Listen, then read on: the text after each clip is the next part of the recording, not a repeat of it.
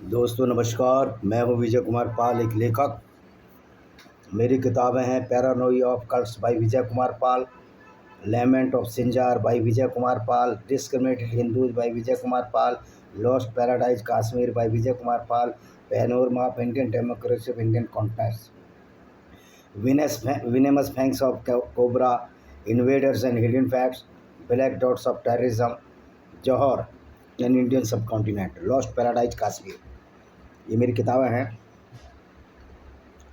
तो दोस्तों, आज हम बताएंगे कि इस्लाम एक वाहिद आइडियोलॉजी है। इस्लाम एक ऐसी अकेली विचारधारा है जो गैर मुस्लिमों को लूटने को प्रोत्साहित करती है।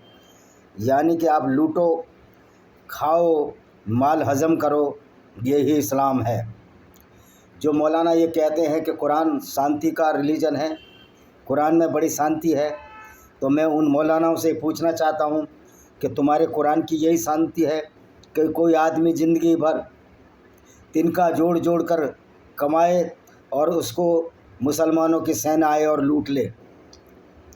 मज़े की बात है कि ये यूट्यूब भी इस्लामी गुंडागर्दी को प्रश्रय देता है। सारे चैनल जो झूठ पर आधारित चल रहे हैं मौलानाओं के, उनको बढ़ावा देता है। तो मैं यूट्यूब के लोगों से भी कहना चाहता हूँ, अभी तो यूट्यूब का जो CEO है गैर मुस्लिम है, तो उसको गैर मुस्लिमों का दर्द समझना चाहिए। और बाय द वे वो एक हिंदू भी है। खैर, हिंदू हो, ईसाई हो, यहूदी हो, जितने भी गैर मुस्लिम हो, इस्लाम को उससे कोई फ़र्क नहीं पड़ता है। उनकी नज़र में वो सिर्फ काफिर हैं और उनको लूटा जा सकता है। तो दोस्तों, इस्लाम में माल गनीमत का मतलब है जो अल्लाह ने इनको लूटने की आज्ञा दी है, दूसरे की संपत्ति को हजम करना। उसमें औरतें भी शामिल हैं, उसमें धन दौलत भी शामिल है। यानी कि इस्लाम सिर्फ 3 चीज़ों से बना है: लूट, बलात्कार और कत्ल। अगर इन 3 चीज़ों को इस्लाम से निकाल दें, लूट, बलात्कार और कत्ल, तो फिर इस्लाम का कोई वजूद बचता ही नहीं है। यानी कि इन 3 अपराधों को अगर इस्लाम से खारिज कर दिया जाए, इस्लाम से हटा दिया जाए, तो इस्लाम जीरो हो जाएगा और पूरे दुनिया में शांति हो जाएगी। अगर इस्लाम की इन तीनों बातों को खारिज कर दिया जाए, फिर मुसलमान भाई अपराध नहीं करेंगे, अपराधी नहीं रहेंगे। यही वजह है कि मौलाना जो कहते हैं हम तो इस्लाम ही पढ़ाते हैं, मौलाना अरशद मदनी कहता है हम तो इस्लाम ही पढ़ाते हैं। दूसरा उसका चेला महमूद मदनी, जो उसका भतीजा है, वो कहता है कि हम तो इस्लाम ही पढ़ाते हैं।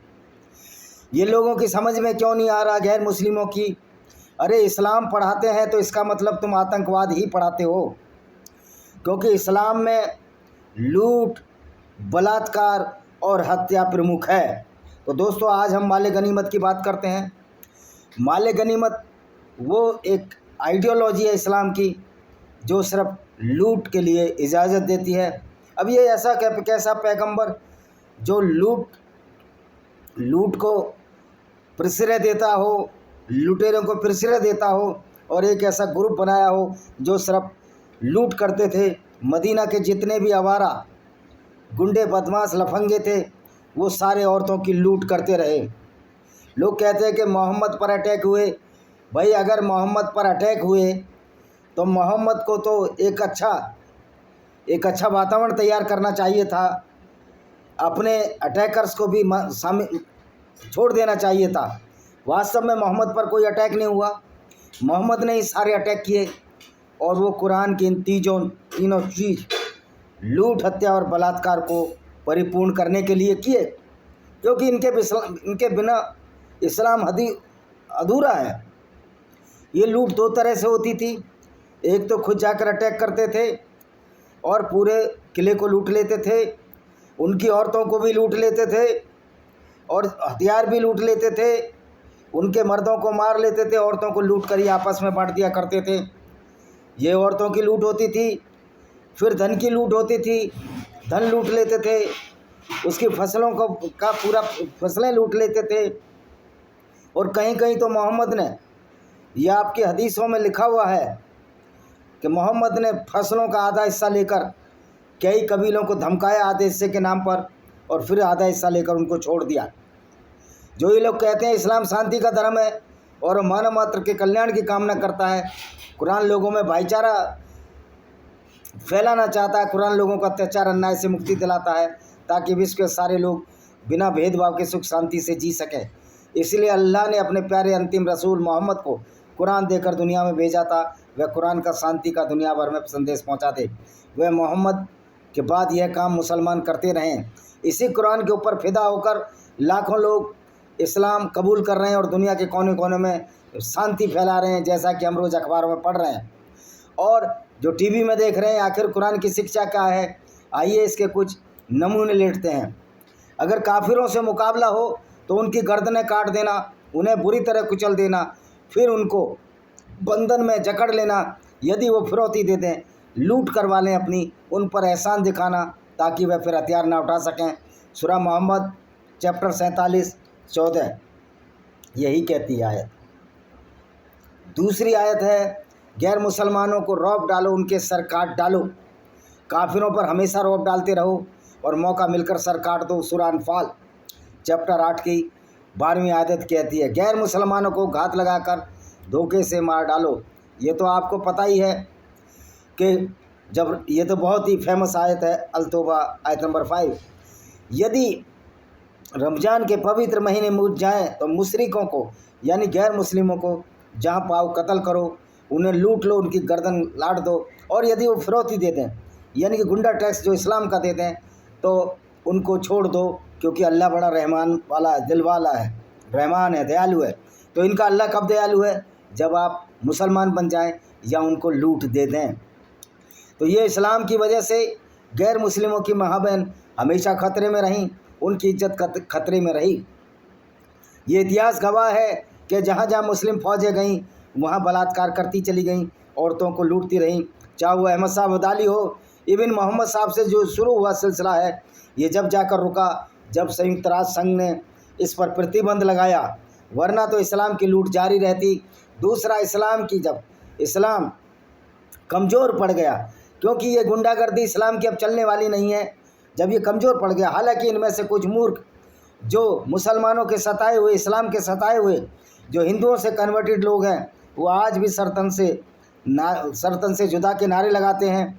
ये उनकी मूर्खता है। उनकी माताओं और बहनों के साथ अगर वो पढ़ लेते इतिहास में क्या हुआ, किस तरह बाहरी इन्वेडर्स ने उनकी माता बहनों के सुहाग लूटे, उनके पुरखों के सुहाग लूटे और उनके साथ बलात्कार किए और उनको लूट कर अपने साथ ले गए, तो वो अहमद साहब अब्दाली को अपना हीरो ना मानते। जैसे कि आज पाकिस्तान में लुटेरे अहमद साहब अब्दाली को अपना हीरो मानते हैं।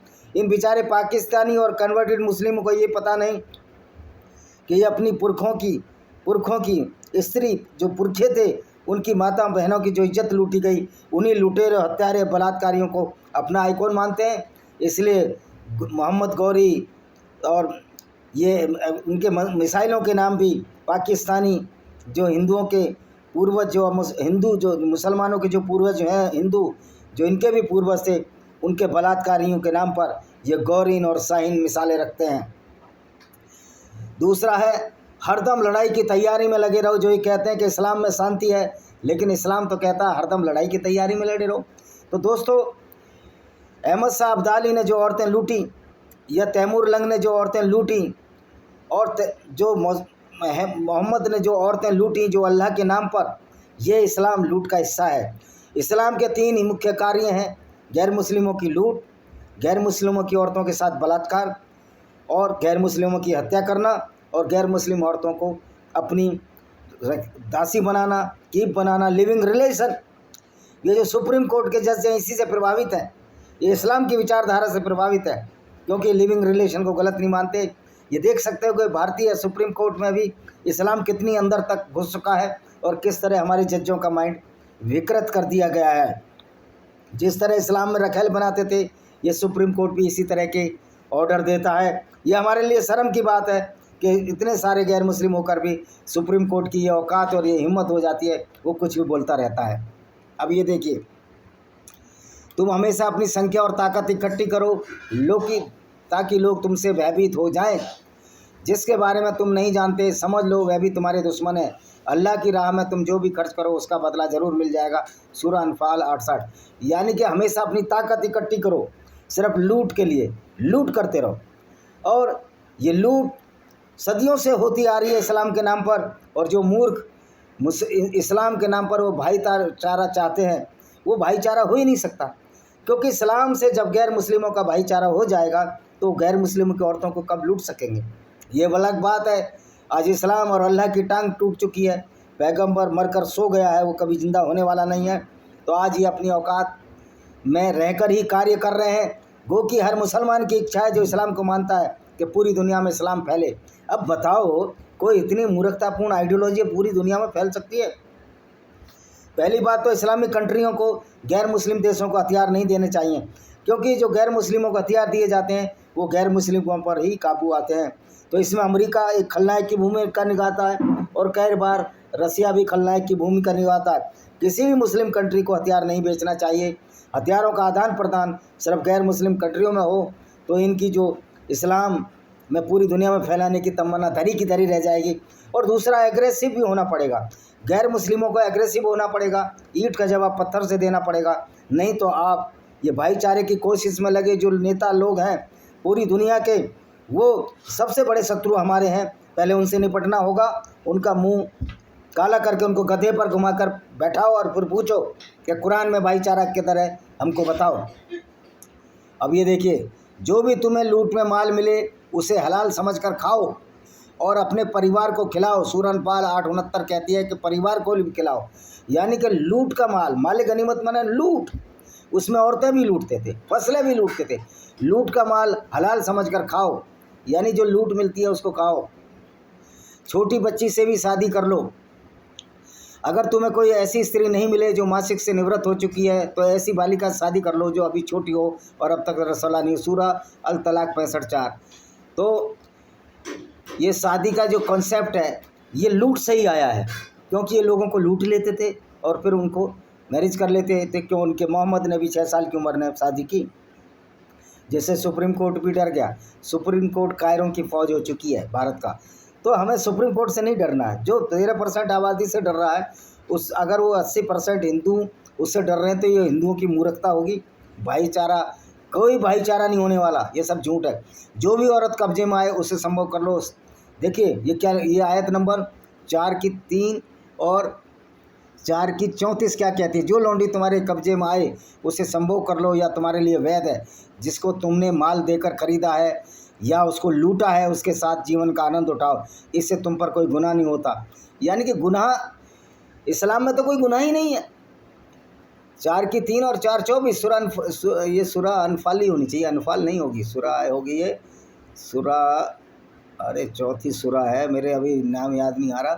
तो चौथी सूरह है। ये कहती है कि लूट लो, खरीद लो, औरतों को खरीदो और बेचो और लूटो।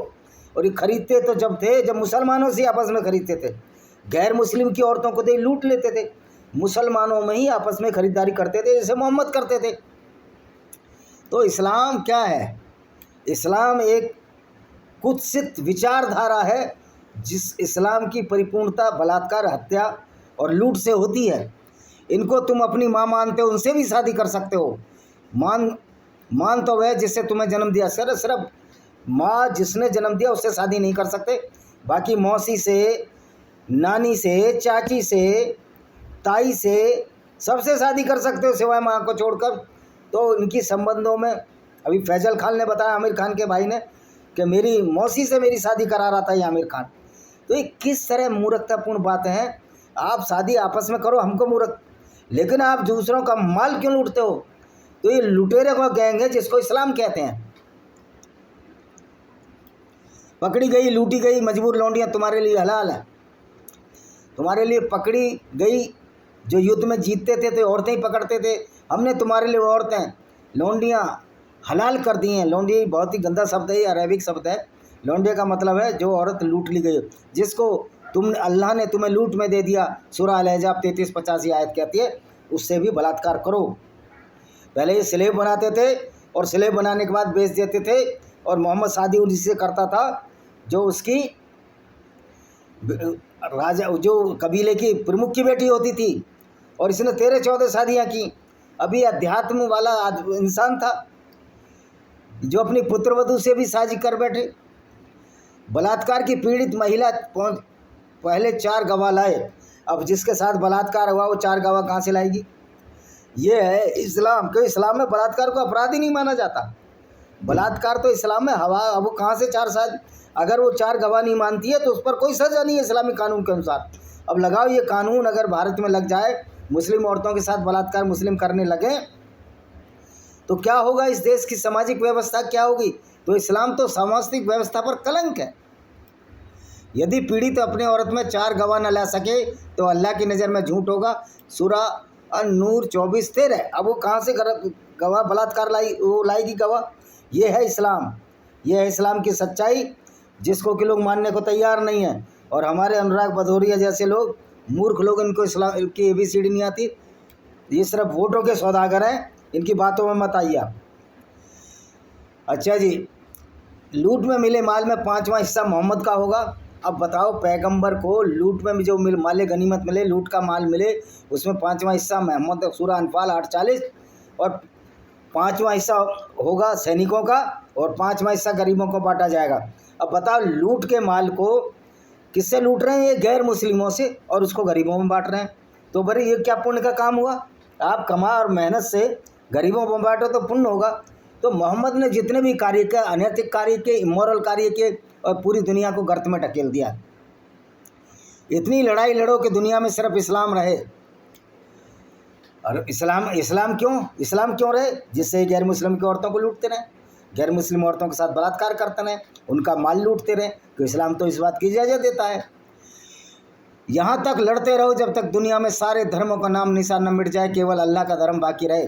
पहले का अल्लाह का ही धर्म ही नहीं है, सबसे बड़ा अधर्म इस्लाम है। तो जब तक लड़ो, जब तक हम इस्लाम रूपी यह धर्म पूरी दुनिया में साबित ना हो जाए।